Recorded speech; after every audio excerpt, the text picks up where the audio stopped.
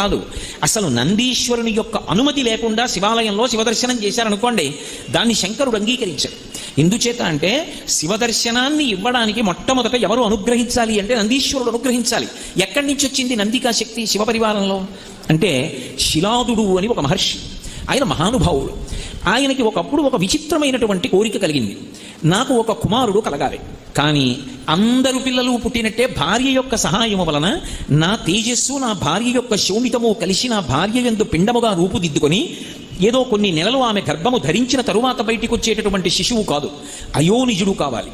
స్త్రీ గర్భము నుండి బయటికి రానివాడయ్యి ఉండాలి, అయోనిజుడు కావాలి. 2, ఆ పిల్లవాడికి మరణం ఉండకూడదు, ఇక పిల్లవాడు శరీరం అన్నది విడిచిపెట్టకూడదు. 3, వాడు పరమశివుడితో సమానమైనటువంటి స్థాయిని పొంది ఉండాలి అనుగ్రహంలో.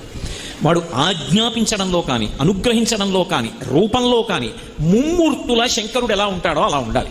నాకు అటువంటి కొడుకు కావాలి.